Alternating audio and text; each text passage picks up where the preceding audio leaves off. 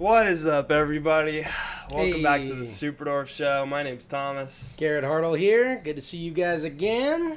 And this week's show is brought to you by Technical Difficulties. No. It is Ship Your Reptiles. Who Oh, makes yeah, that's right. everything go smooth. Yeah, we did a lot of shipping today. Well, I'll tell you what. We actually had a shipment. This was terrifying. So just huge shout out to the team over there at Ship Your Reptiles. I had a shipment last week that got delayed through FedEx and a shipment this week that got delayed through FedEx. Both were coming to me. So one of them was an adult animal. They used another shipping company that was not Ship Your Reptiles. They'll rename nameless. But me being a, OG Ship Your Reptiles guy, I was like, just call the shipping company. I'm sure that they'll be able to track it down, tell you what's going on. And the guy called and he's like, there's no one there to help me. They can't do anything. And this is where Ship Your Reptiles, this will be a very brief commercial, I promise, but so important when you care about your animals, which I think we all do. That animal, we just didn't know until it showed up. There was nothing we could do. We were helpless. Today, we received a box full of babies, the hatchling retics that hatched at my buddy's house that were shipping over here, and they got delayed a full day. Scary enough when you're shipping an animal, but when they're like fresh hatched babies, they're super sensitive. And Ship Your Reptiles, A, they let us know right away that it happened. B, they let us know, hey, this is in Indianapolis. It's in an enclosed area, and they were able to make sure that, that the parameters that the animals were sitting overnight were going to be the good temperatures and reassure us about that. And then they let us know again this morning, hey, they should be there any minute. And we had like another driver actually, come besides our regular guy to get there earlier in the day and bring that box to us. So big shout out to Ship Your Reptiles. It's all about their network. I mean, if with that's FedEx. not top quality support, I don't know what is. Because a lot of people it's usually FedEx, almost always FedEx that's delivering these animals. Yep. But you have some companies just print a label for you and upcharge you slightly, and they make money like that. They print labels for tons and tons of people, and so they get a steep discount, and they share a little bit of that discount with you. And then you have some companies like Ship Your Reptiles that do so much to educate how to get the animals there safely. They have all kinds of guidelines. They work with, people like us and other social media influencers to get the good word out there and really make a difference in the hobby. Yeah, it seems like they do a lot of hand holding in the best way possible. Yeah, when They you need will it. When you show need you it. how to do it. And that's why we've always done it. 99% of the time stuff goes through smooth. We don't need it, and I can just sit back and know that I have a good price. But when the times where it doesn't go well, I'll just tell you, I received 2 snakes, one this week, one last week that got delayed, and I had 2 very different experiences based on who the shippers were using. Mm-hmm. So, yeah, big deal. So thank you to you guys for sponsoring us. And, you guys that are watching the show, hopefully you don't get tired of me bragging on my friends and stuff like that all the time. But, I mean, this is kind of the stuff that makes the industry and the hobby happen behind the scenes for you guys so that you can do cool stuff like shop for reptiles online and have them delivered right to your hometown, overnight. Hayden, it's crazy. Hayden Waters in the chat was saying that they just got their female wild type today. So that's courtesy. Congratulations and thank you very much. Proof in the pudding. Yep, there it is. Yeah, we had a bunch of them go out today. I jumped in the chat there. We had a little technical difficulties there. Hey, Thomas. Yeah, tell me about it. But people were all talking about the snakes that they were getting, and we had a lot go out today, and a couple of them were sort of like this girl. We'll get to this girl in a minute, but they were sort of like my hold back adults or sub-adults, even proven breeders. These are like, it's really hard as a breeder, guys, because you love your babies, and then you have to give them away like your snake, Hayden. Yep. But when they've spent, like this girl's 4 years old, when they spend that much time with you, it's like, so. But anyways, so some of you guys are getting some pretty special animals in those boxes. Please take care of them for me. We're pretty excited about that. Yep. On the other hand, it is allowing us to do a lot of fun stuff. We're making a lot of changes downstairs. Some pretty big changes, you guys. It's going to be great. You Superdwarf and Dwarf lovers, I think you're going to love it. Small snakes, big changes. Yeah, I'm excited to roll some of it out at Retic Fest. That's like right around the corner now. Dude, I know. Feels like we just recovered from last year's Retic Fest. I know. I mean, Tyler recover is Ruggie, not quite the right word, but I don't know that I'll ever recover from last year's Retic Fest. Oh, also Ravishing Reptiles with the $5. Thank you so much. Whoa, what's going on? You make everything we do here possible. Tyler and Maddie just confirmed with me today that they're going to come by for Retic Fest. So that's pretty cool. They're trying to get in the hotel that everybody else has. It's gonna be fun. I'm excited for those of you guys who are actually here joining with us in person for that. It's gonna be a big deal. So also, just so you guys know, if you're wondering, like, hey, what's Retic Fest? What's that all about? It's something that we do. It's kind of like an open house gathering of the minds.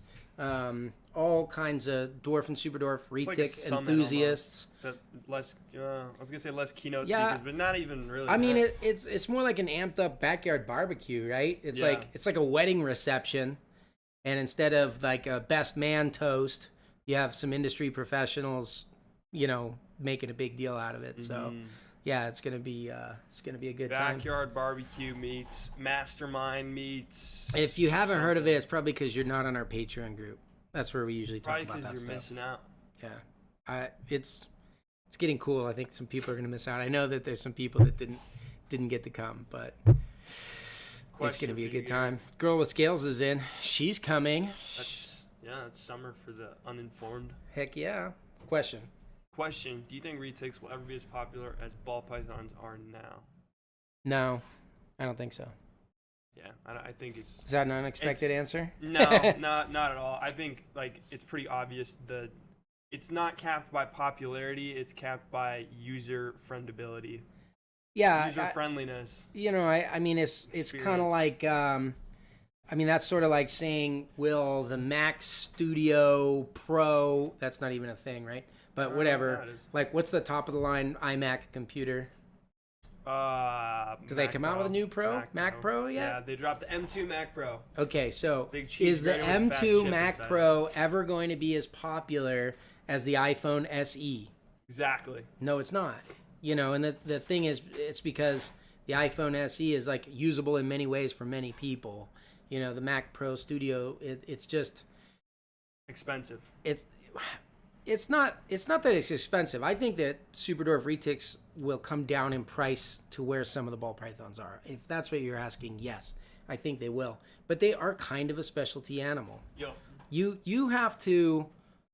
There's a big difference between an animal that fits right into your home and is convenient for you. You don't have to make any changes as a human being. You throw a mouse in there once a week or whatever and you're good.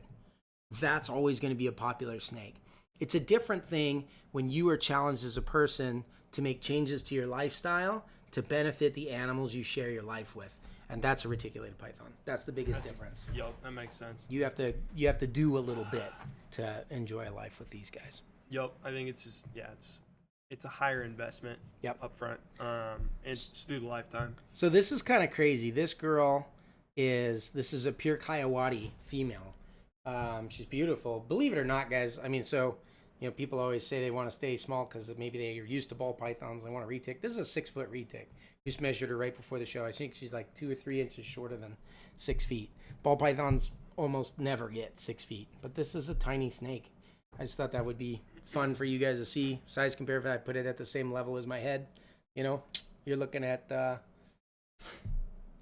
it's like a rat snake, right? Like a big bull snake or something, maybe. But anyways...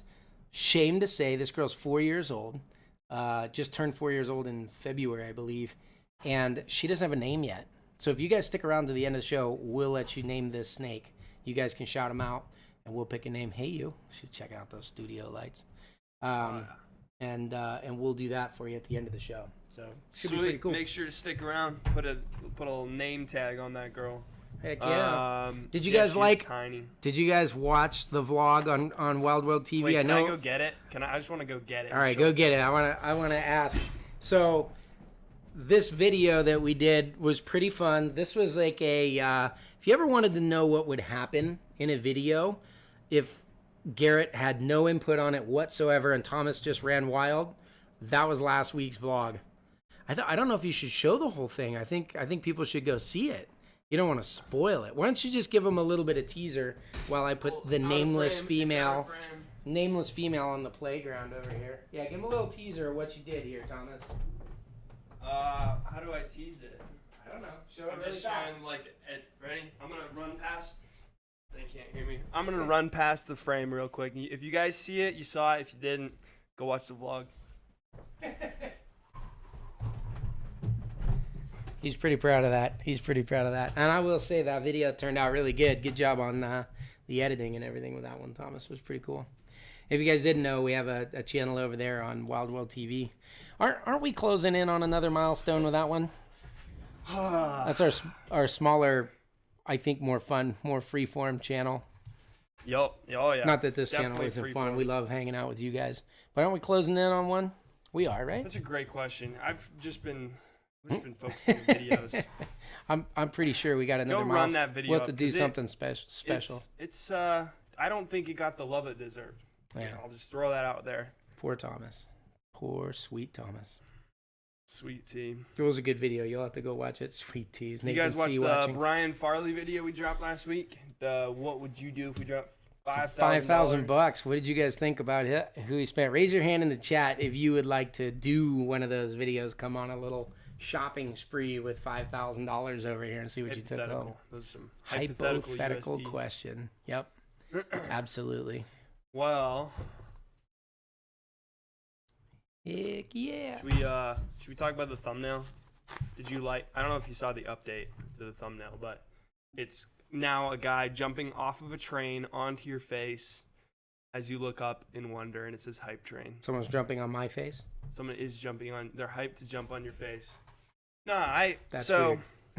There's a reason why there's a hype train, and I think it's because a lot of people, when they're in like a hobbyist or enthusiast kind of space, there's like so much buzz, and like especially with social media, you have like tons of different voices and opinions and people talking in your ear, and I think it can be hard to like know what your own opinion is, especially for young people like me. I think probably more of an issue for us, where it's like we're kind of getting out in the world for the first time, figuring out who we want to be, and there can be a lot of distractions. But it's just like any media that has become popularized these days is more driven on opinions and drama than it is on facts, right? Yes.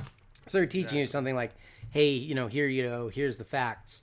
And sometimes it's hard to filter out, like you're saying, if you're new and you're learning something and someone says such and such is the best morph of whatever species, obviously that would be an opinion, but it's not always obvious to someone. Yeah. And if price tags reflect that, I think people go crazy, Well, and I think what it comes down to, and this is kind of what I officially titled this, is like finding your own path in the reptile hobby. Okay. Because I think, I don't know, that kind of plays off our video 2 weeks ago. We were talking about phase 2. Yes. Because we're at a crossroads. The Superdwarf thing. We're at phase 2. If you haven't gone back and watched that, you should. There's a lot of really interesting information on that one. But what we kind of realized is we're at like step 1 has been taken. It was a big step. We got a lot of advancements in the hobby, and especially with Superdwarfs. Mm-hmm. And it's now presents an opportunity for a lot of you guys who are just getting into this or want to change directions maybe to do that in a big way. So yeah, just finding your path. And I think my example I wrote down was with Brian Farley, specifically with the videos we put out on the vlog with Brian, where we took on Wild World TV. Yeah, on Wild World TV. Absolutely. And what I wrote down is like I think this is a good example of someone who knows their path and found success through it. Brian, so he third clutch in, he achieved 3 world's first SDs, and that was within 4 years. Like that is crazy. You know what was really fun about that? We always joke around, especially me and my late friend Forrest Fanning. I'll borrow his term, talking about people putting down on paper, I'm going to raise this to breed it to this, and we'll make those, and they'll probably be worth this much. And Forrest would always call it being a calculator cowboy. Like, ooh, I'm going to get rich or whatever. And I don't know that it's, I don't know that you expect those things to play out exactly that way, or that you're going to get rich as a breeder or any of that kind of thing. But I think that number is a good representation if you make an educated guess, like, okay, I'm going to love whatever snake I get. I could buy this one or I could buy that one. Yeah. Which one should I should I do? Like me as a breeder, I have this decision every time we make a clutch, and it's like, well, should I keep this one or this one? You know, some of it are like, well, I like this one. It makes me happy because it has a little heart on the side of its face. Or it's like, well, this one in that cage, if I do my calculator with cowboy in, I can see that it's worth double the payback every year or whatever. Yeah. So, well, and I think what Brian did right was he took a fat risk. He was talking through some of those numbers off camera, and it was like, holy crap, like that's a financial burden on yourself to take a fat leap of faith on this bet. It is like slim gamble that if you play your cards right, you'll make it happen. And he was able to do that because he trusted his vision. He had people in his life like you and Joe and people steering him in the right direction. So yeah, he worked really hard and did a lot of there's no discredit to Brian on that, but raised the animals right, all that kind of stuff. But yeah, it was cool because he ended up like where he predicted he would be. He ended up, you know, theoretically or whatever, right where he was at. Because we saw what he hatched. If you guys didn't see that, go watch the Wild World TV video. You'll check it out. It was pretty cool. His guns too. I think that's a big lesson you can take from that. He didn't give up when it got hard. Absolutely. So I think I have 3 bullet points here, and I think you can kind of title them as what's up, Danny? What are some practical ways that you can develop your corner of the hobby? And I think that's kind of another way of looking at what your path is. Because I think everybody, no matter what level you're at, whether you're a breeder and you have a bunch of snakes, or if you just have a couple snakes or just one, I think all of us have a different role to play, and like we owe it to ourselves to get the most fulfillment out of your position in life, and not 100%. Do things for other people, not breed snakes because that's the cool thing to do, not buy this morph because everyone thinks that's the best morph. But like, owe it to yourself. Like, there's the guys out there who love locality. They love some obscure, like, not very popular locality. And those are the guys that are now like the shoulders that everybody in the industry is stepping on because they bred a locality that nobody cared about, but are now available because of their hard work and dedication to it. Sure.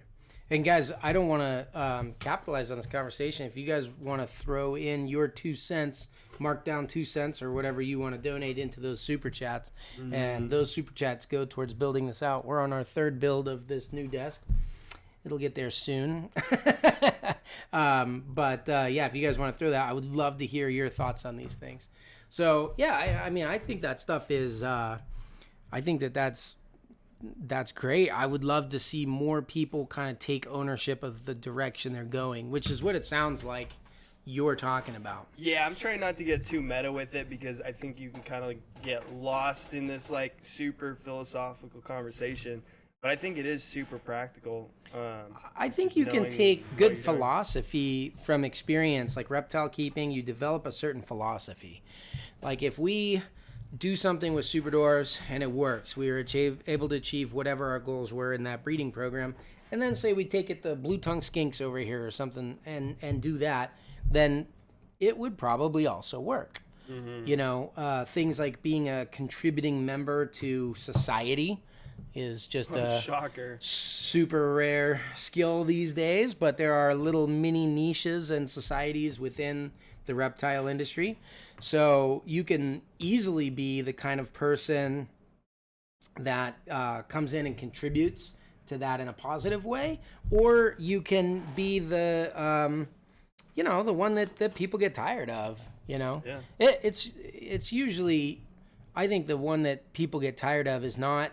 I think some folks are afraid to like ask the wrong question or something and get people to make tired. If people are getting tired of you for doing that, then that's their problem, not yours. You're here to learn. If you're asking legitimate questions, that's fine. The people that I know I get tired of are, I wonder if they're like lacking some self-confidence or something, and they have to constantly be like, me, you know?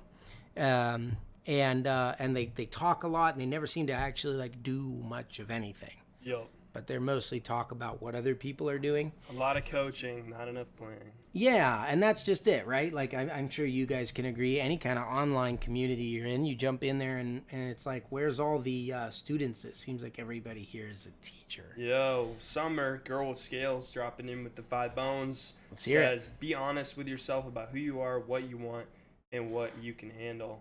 Yeah, and learn as time goes on. You know, try a little bit of something, prove it, let actions speak louder than words. I think that's really good. Mm-hmm. So you're saying Brian Farley had this goal of like producing these specific morphs that didn't exist prior, that he wanted to see. He got 3 of them in one clutch. No, not at all. Ever. Jeez. That's double impressive. Yes. So, I mean, some of it was in Superdwarfs, but some of them were ever. They just visually had never seen something like, well, I don't want to give it away. Go watch the vlog and you'll see what they are. Mm-hmm. But, yeah, some cool new combos that he had vision for and bought into and followed that through. And then, like I said, we did our Calculator Cowboy. It was really fun to kind of price that clutch out. I know, Brian, if you're watching, I had a lot of fun sitting down with you and talking about that.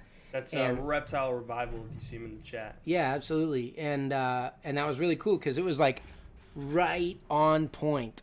You know, it was like exactly what we were saying. I think it's this. Even being conservative or whatever, I think you should be able to get this. And you got to hit the odds. You got to do this. You got to do that.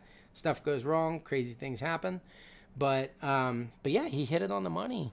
So it'll be really cool to see over the next, like, how many of you guys are... like if you've seen those morphs, you love those morphs, and you want to now take that to the next level, right? That's what kind of makes the world go round. Mm-hmm. People got to buy those snakes.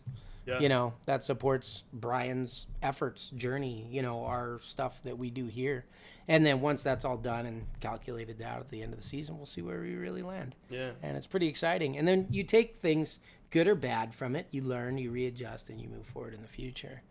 But you do, like Summer, you know, you're saying that you have to really be honest with yourself about that. Mm-hmm. I think a lot of people, you get a lot, this would be the hype train, right? Tying it back to your thumbnail, someone's jumping on my face for some reason. But the hype train would be, you get super excited and all of a sudden you're all about doing something you've never done before. That usually doesn't last. You see those people like a flash in the pan. The honeymoon phase. Yeah, if you can't get past your honeymoon and have a real relationship with your wife after that, and that's the way you come at the reptile industry, I mean, we've seen that all too often, right? It's more like the slow successes, the tried and true. Like, you know, people always ask me what would happen if, you know, I wasn't allowed to sell retics across state lines anymore. I really don't think that would impact my Superdwarf keeping because, I don't know, I've always had them before. Like if someone's like, hey, this project might take 12 years. And I'm like, yeah, but I think I can actually do it. I think I can complete it. And if I can't, what am I doing with my 12 years anyways? If you said, hey, you have 12 years left to live and that's it, so a lot of that is going to include reptiles. Yeah. You know, for me, that's what I do. So, well, I think like you can say that for yourself because you understand where. Also, shout out to Tristan for the $2. Says I like marbles. Yes. Oh, we're well aware of the fact.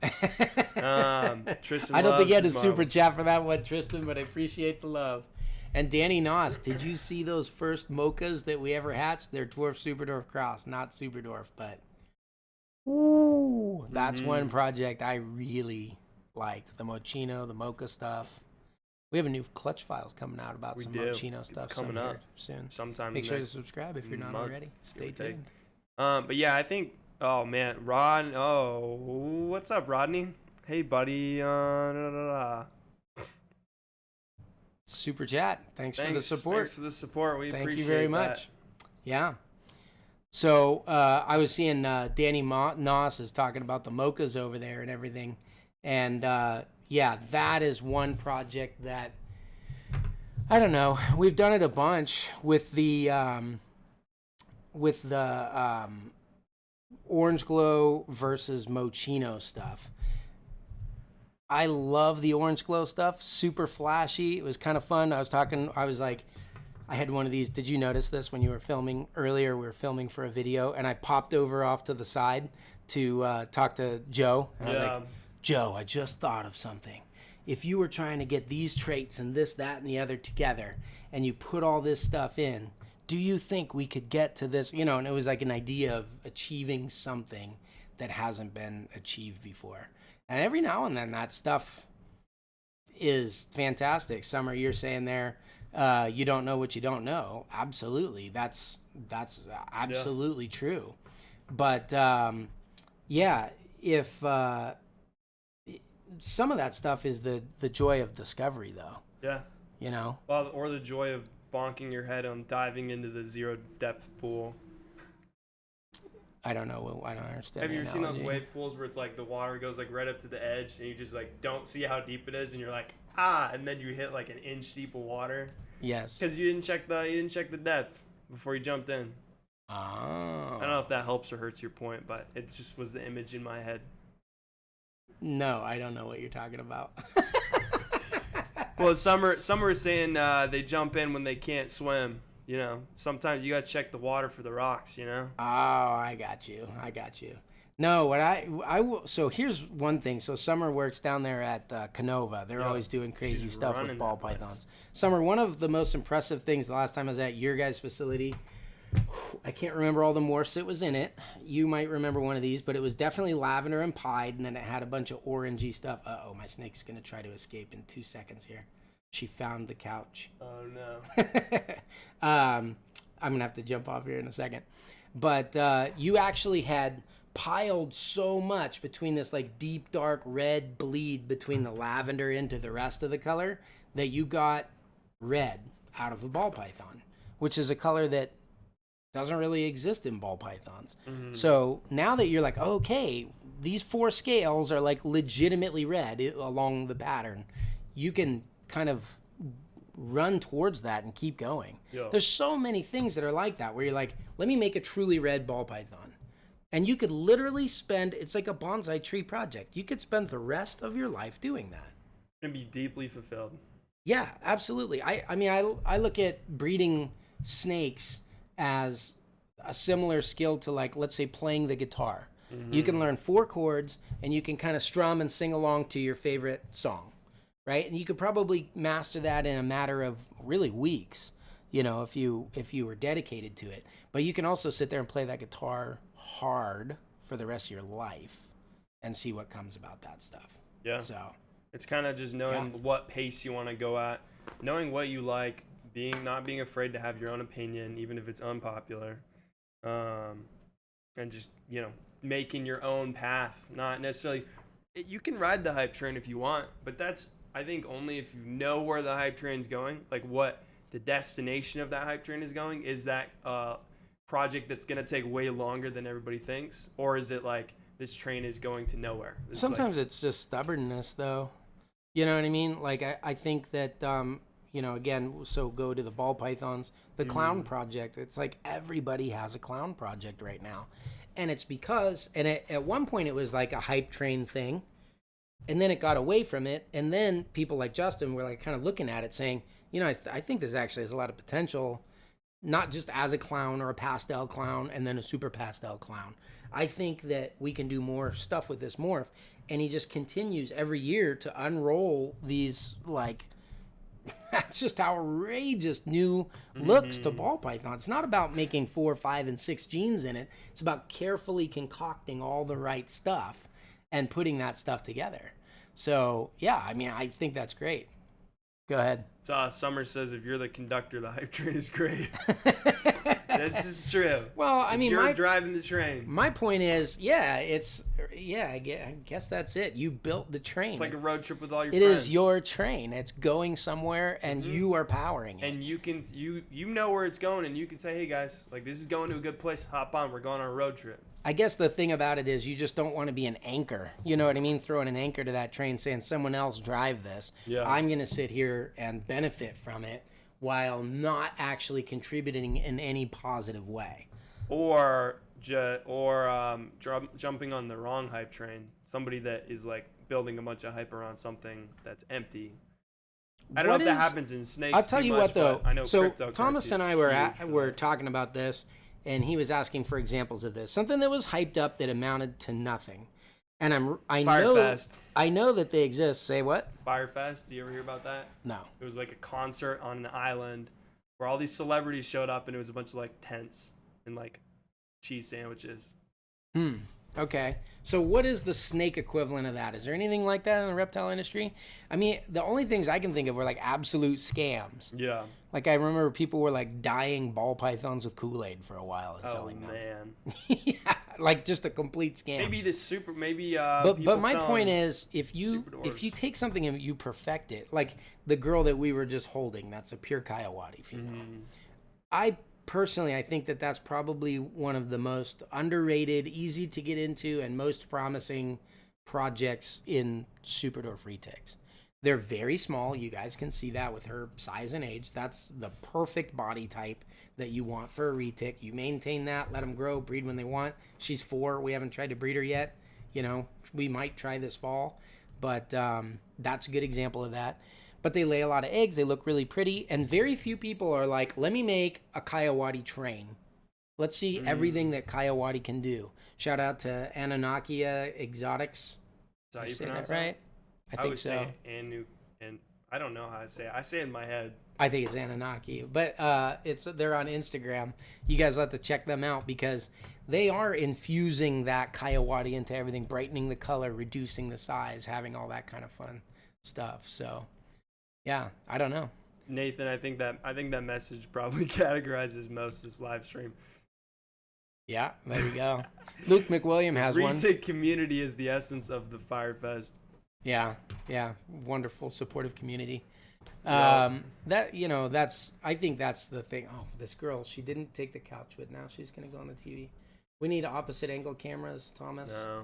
So we can all just laugh at this Production snake right now. budget's just not big enough. You guys should join us for the after party. That's where I grab the cell phone where all and the go real walking fun around. happens. We warm everybody up, and then we have a great time. Yep, absolutely. super Link fun. in the description there. Is it? I think Yeah. it is.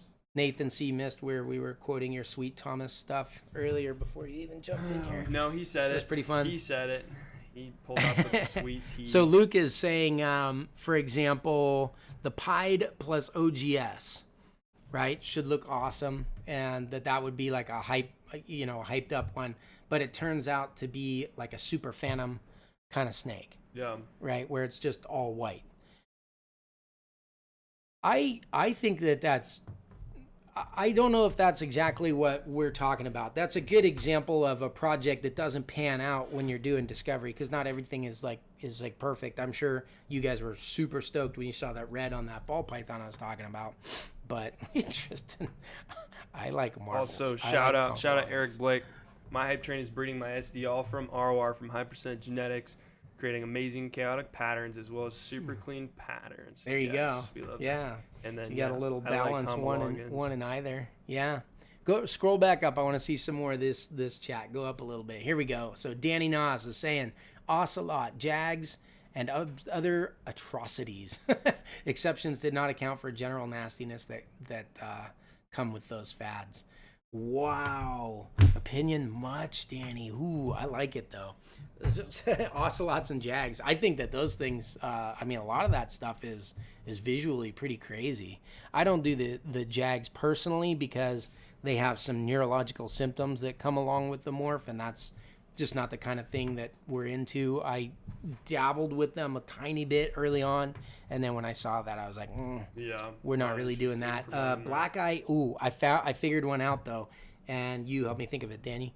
Ocelots, I don't know. I do agree that there are some lackluster looking ones and then some awesome ones, but that's also a new morph, and so I think it might just take us some time to figure out what looks good in it and what doesn't. There's a lot of morphs that are like that. Like I remember in the beginning with albinos, people bred really like light, bright snakes to albinos, and they end up just kind of being washed out. But if you use deep, dark, rich browns and reds, the albinos would look awesome. But one hype train was black-eyed leucistics. Really? In retics. Yeah, it's the kind of snake everybody wants to see. It's a solid white, gorgeous retic with big black marble eyes, like solid black eyes. And they were fantastic. And in the early days, there were a lot of those being sold so for those of you guys that know, historically now we've seen that's like there's a fatal element to those animals. Like they don't make it to adulthood. They have digestive issues. But people kind of knew that and were still like pushing and trying to sell that stuff in the beginning. They hyped it up. So platinums have two lines. Platinums can make ultra ivories, or platinums can make blue-eyed leucistics. And they started to separate it. The platinums when they became fairly common and price went down, and the ultra ivories were like the dirty white snakes, which happened to actually be my favorite. I liked them even back then. I think they look so cool. That was the base of the carbon fiber project and all that, because you can play with them. The all white snake, I get the value of it, but what was happening was if your platinum was het for black eye Lucy, they'd call it a lemon glow, and then charge extra money for it, right? And so that was definitely like a pure hype train, and that's it. Because you could potentially make the snake. They died at like 6 months old ish. They'd make it about that long, and then have problems. So a bunch of people bought them, and it was just kind of like, oops. Yeah. Do you think that happens with like people? Like, I'm trying to think in my head of like good examples of hype trains, like where it's a negative thing that everybody got really excited and they end up hurting themselves. Do you think people that buy in at cryptocurrency, NFTs, even though I like NFTs, don't come after me. Do you think like there's some morphs where people buy in like right at the beginning where it's like $30,000-$40,000 snake, and like they're buying into these expensive morphs to produce them, and then by the time they get old enough, it's like, well, just everybody has one. Kind of. Everybody's producing it. I don't think so. The biggest complaint I ever heard about that, and Erica, that's a really good super chat. Thank you for that. I'll answer that in a second. The most complaints about super inflated price on an animal that then dropped out, the bottom from under it and ended horribly as far as price of your animal is worth a lot less later, was banana ball pythons in the early days when they first came around, because they were like 25, 30 grand or more for an animal. And then like 6 months later, they were like $300. Jeez. Southern Maryland saying desert ball pythons. That was another one. So the thing about that is everyone that I knew that bought a banana ball python for $25,000, like most of the people complaining didn't actually buy one at that price. They were just watching, and they watched it drop, and they said, "Oh, I'm glad I didn't get that. See, I was right." But everyone I knew that bought one made a boatload of money on that project. Really? Oh yeah, so much. Because sometimes it pays to stay on the hype train. Well, even if you bought it at 25 grand and then you're only making them for like you can only sell them for $500 later. Yeah. At the $500 price, so many people were so enthralled with the idea of getting such a good-looking animal so cheap that you could sell as many of them as you could produce. And they did, they just run it to like 10 females, and like, so over 2-3 years, whatever. Like, I mean, they all made very good money. And then you get this second wave where the combos would come in. So that's true. Yeah, absolutely. Okay. So Erica, you're saying that you bought a Jag mix, not knowing about that issue, that he can't live. So they have like a wobble, like a neurological thing. Can't lift his head more than a couple inches without falling over backwards. Unfortunately, there's not much that you can do about that. There's no cure. There's no fix. There's nothing. It's something that is with that mutation that comes along with it. So people have long said things like, "Oh, if I breed it to this bloodline or that bloodline, it'll fix it." It doesn't. It comes right along with it, and they've been wrong. So they've been kind of like the people who said that try to like hype the project as they do. Some of them aren't so bad. Some of them are really bad.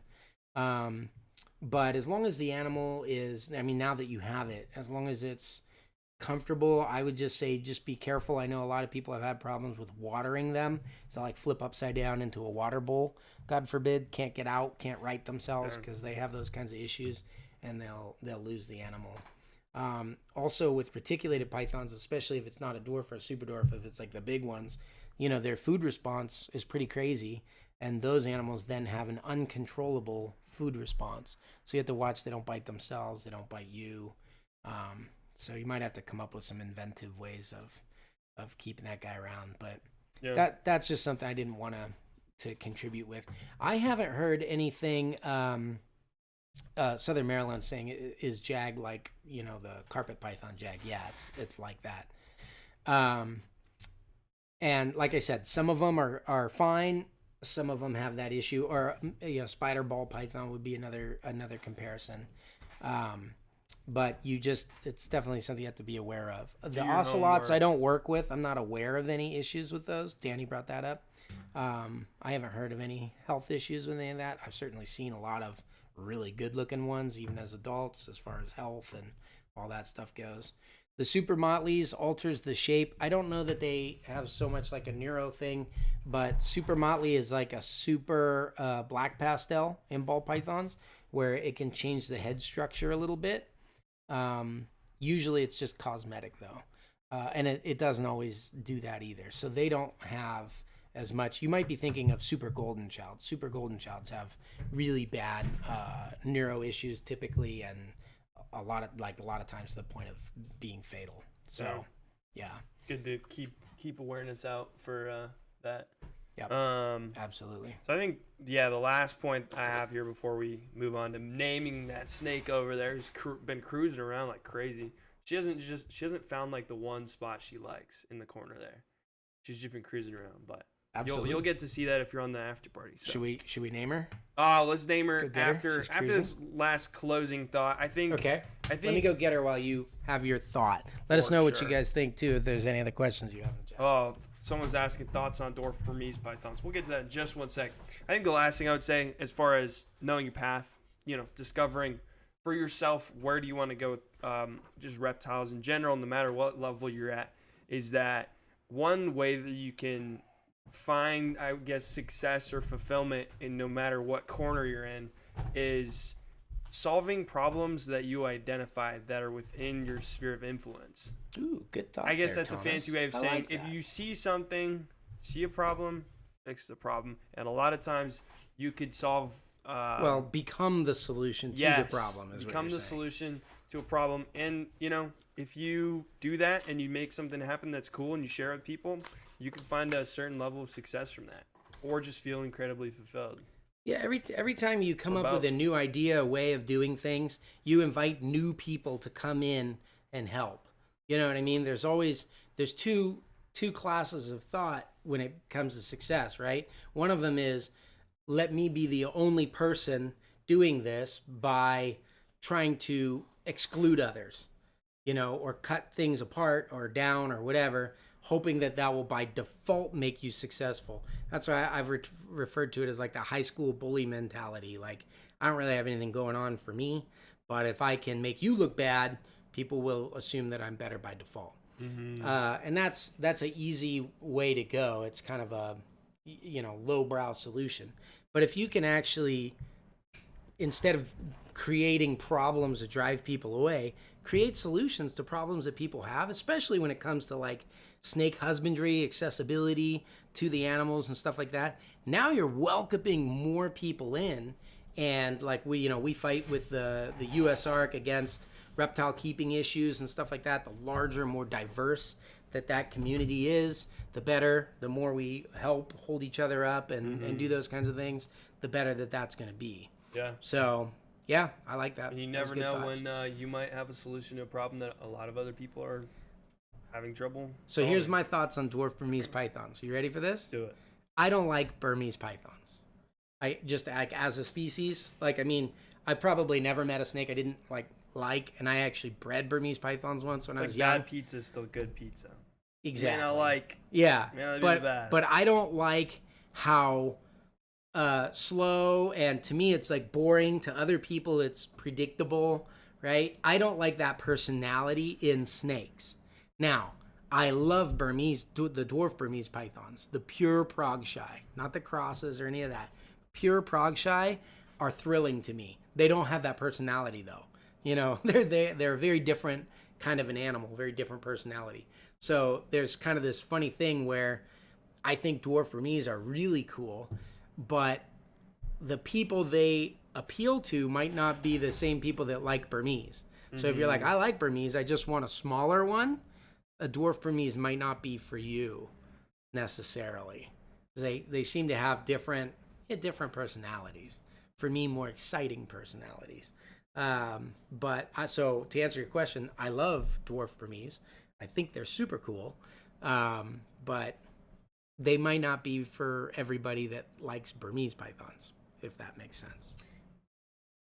Like if you, it's just get the ball python, right? Like Burmese are not exactly, but a lot like a big ball python. So if you want that personality in a smaller one, you get the ball python. Oh, Danny says I thought you were friends. Why? Oh, because do you like Burmese pythons, Danny? Yes. Yeah. Hey, it's not that I blame anyone else for liking them. I just don't like them. Yeah. Make your own path. Don't get on the hype train. Danny, drive your own train off into the distance. That's it. I like and laugh I like when we're all different crying This to get snake on has later. not stopped moving since we started this. And if I had a Burmese python, it probably wouldn't have moved much at all. So if that's what you're looking for, go for it. I'm just saying that dwarf Burmese pythons are, from my limited experience, nothing like regular Burmese pythons when it comes to the personality. So, you're definitely not the only opinionated one there, Danny. Well, I was making fun of you because I knew, I don't know, you sounded like me in that moment. We have a lot in common. Yeah, let's name the snake. What do you guys think? All right, guys, this is how it works. I'm going to hide this chat from Garrett, and you guys drop your name suggestions in there. Garrett, I'm going to blow the screen up a little bit. Why don't you show us a little more in detail? Maybe some name inspiration details. All right. Well, so she is a pure locality animal. She's beautiful. This one is actually like a nice honey gold. Usually these are like a deep red. So this is more like the yellows and the greens. She has a very reduced pattern for a coyote. They typically have real thick patterns, and she still has that on like the rosettes. But as far as her dorsal pattern, it's fairly reduced. I don't know. She's great. She's sweet. She's underappreciated. People are always like, oh no, coyotes, they get bigger than Calatoas. So then they buy their 25% Calatoa or whatever. But like a high percentage or a pure coyote, pretty stinking hard animal to beat. Look at that. They also lay way more eggs than Calatoas. So makes them a lot easier to work with, I think. All right, guys, get your name suggestions in there. I'm going to start reading them off in about start reading them off now, but we're going to pick one soon. All right. All right. At the top, we got Honey, Highlighter, Kaya, Selva, Tortilla, Perfection, Amber, Honeycomb, Winnie, Kaylee, Samson. She almost looks like a platinum. That's not a name. Yeah, she does. It's actually very like she does platinum look very yellow type on camera right now. Yes. Fiona, Natola, Goldilocks, Frenchie, mustard plus grease, Honey Shine, Fancy, Tina, Callie, Guacamole, Miss McChungus. That might be hard for Robin and stuff. Winnie or Pooh Bear, Ambrosia, Honey Buns, Haven, Liza. I like Pooh Bear. Pooh Bear. Pooh Bear. I don't have any snakes named Pooh Bear. I like that. Yeah, that's really good. Pooh Bear. I mean, it's like the honey, reference, which I know a lot of you guys said that. I think that one's good. Pooh Bear it is. Oh, man, I can sniff Eeyore coming in hot down the line. Thanks for noticing. Louis Trejo, thanks for the $2, said Reticula. And thank you to everybody who dropped your name suggestions. Thanks for participating and joining us on this live stream and rolling with it, no matter what shape it takes form. To all of you guys that are getting your snakes from us in the mail tomorrow. Yes. Thank you very much for the support. That's fun stuff. If any of you guys want help picking out just the right snake for you, you know what to do. Get a hold of us. Wait, hold on. Who is Pooh Bear? Let me read. That was Nathan C. Oh, was it? Yeah. There. I think so. Nathan's got a few of them. Yeah, Nathan. Yeah. Nathan don't miss. Yep. That's Nathan it. doesn't mess. Eeyore coming in hot to a Superdwarf show near you. Do we have any last thoughts before we jump on the after party? Yeah, so Patreon, we're going to plan it there. We'll see you on the after party. We do have a giveaway tonight. It's going to be a retro swag grab bag. So we have like a lot of fun old stuff. I'm going to like hook it up. There'll be stuff for you, your friends, family, and everything in there. It's going to be a bunch of items kind of from the archives of things that we've done from over the years. So nice sampling. If you want to click the link below, you can join us there. All you have to do is be at the meeting to win. Yep. And if you guys are on Patreon, look for the post. We're doing, I know that there's like a pre-Tick Fest party that's going on. So there's a lot of plans for those of you guys that are coming out to Retic Fest from out of town for Friday and then Sunday and stuff like that. So we'll make a post with all the cool stuff for reptile people hanging around Pittsburgh. That's going to happen that weekend, July 22nd. Thanks for joining us tonight, guys.